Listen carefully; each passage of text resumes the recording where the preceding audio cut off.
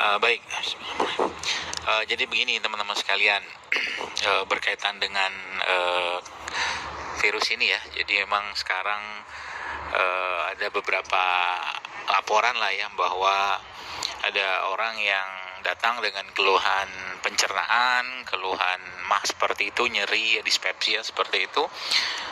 Kemudian di swab negatif, kemudian 3 hari kurang lebih setelah masuk itu tiba-tiba sudah penuh dengan rongki parunya, dan hari keempat tuh sudah wassalam. Nah, ini yang saya mau ceritakan, dan karena teman-teman di sini banyak yang berada di garis-garis depan ya, jadi mungkin saya akan kasih beberapa tips-tipsnya supaya teman-teman tetap waspada dan terjaga kesehatannya, karena emang karakter virus ini sekarang sudah lebih baru dan lebih canggih lagi, dan sampai kapan kita nggak tahu, dan akan terus seperti itu. Pokoknya kita siap aja perangnya gitu ya. Nah, yang pertama adalah bahwa memang virus ini sekarang mulai masuk ke pencernaan. Jadi dia khususnya akan menyerang orang-orang yang bermasalah di pencernaan ya.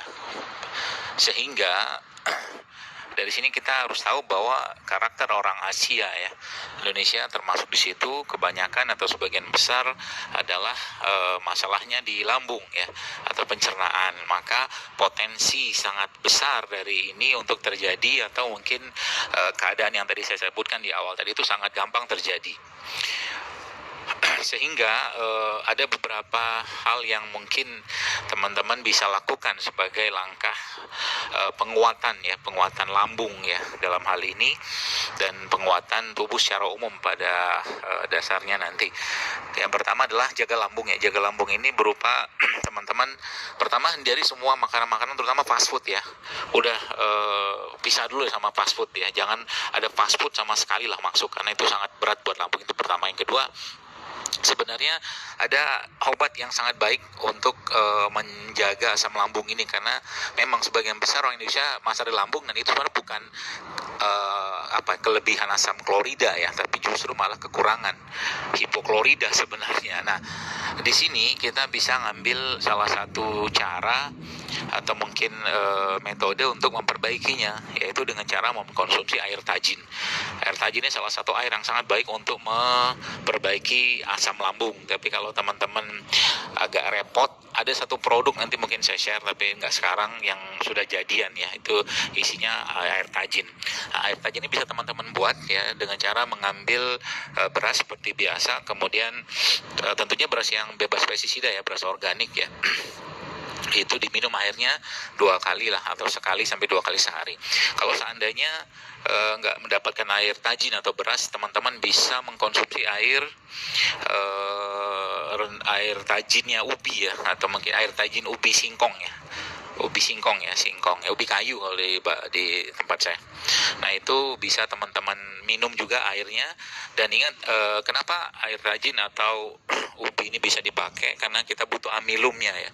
Kita butuh amilumnya untuk menenangkan lah ya, menyeimbangkan lambung supaya tidak bermasalah. Jadi teman-teman yang di sini ada masalah lambung, hati-hati banget, karena sekarang kecenderungan dari virus ini memang mengarah ke sana gitu. Jadi hati-hati banget kalau ada masalah lambung, nyeri segala macam, segera obati.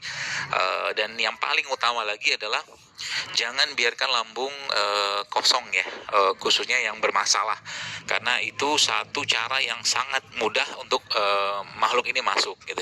Nah, sehingga disinilah kita perlu asupan berupa amilum yang teman-teman bisa dapatkan dari 3 jenis makanan ini ya, yaitu alpukat, kemudian pisang, dan bisa tambah dengan kurma. Jadi kalau bisa perutnya jangan dibiarkan kosong, jadi kondisikan untuk terisi terus tapi tidak penuh ya. Dan salah satu makanan yang bisa diasup itu adalah tadi alpukat, pisang dan kurma. Itu bisa di blend, jadi makan dia ya 2 jam lah sekali gitu kan, atau 1 jam, nggak usah banyak-banyak, yang penting terisi di sana, karena dia butuh nutrisi. Sekarang kalaupun Anda minum probiotik, maka probiotiknya tidak akan banyak berperan kalau seandainya nutrisinya nggak bagus.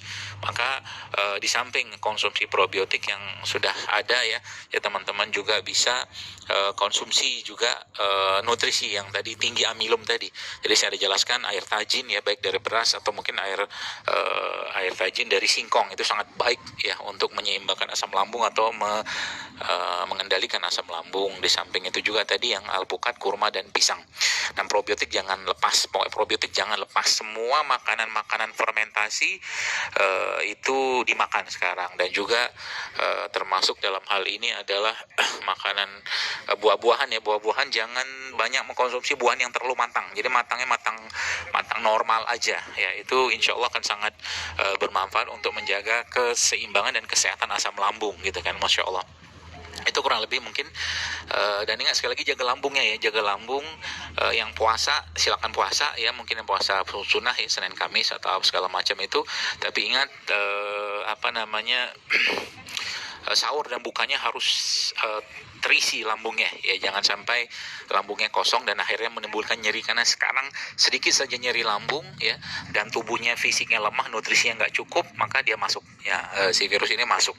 Nah itu yang sekarang tren terjadi. Maka tadi ya mungkin saya jelaskan, pulse oximetry itu juga sangat penting sekarang, karena di swab pun sekarang atau di swab pun sekarang kecenderungannya negatif gitu kan. Jadi teman-teman, dua hal penting tadi yaitu nutrisi dan probiotik itu atau simbiotik lah, itu sangat penting. Dan nutrisi yang terbaik saat ini adalah yang tinggi amilum ya, terutama yang berasal dari sayuran atau tumbuh-tumbuhan. Itu mungkin, dan semoga kita selalu dijaga Allah, dan semoga dijauhkan dari penyakit-penyakit khususnya virus ini gitu. Demikian mungkin, mohon maaf saya voice note. Terima kasih.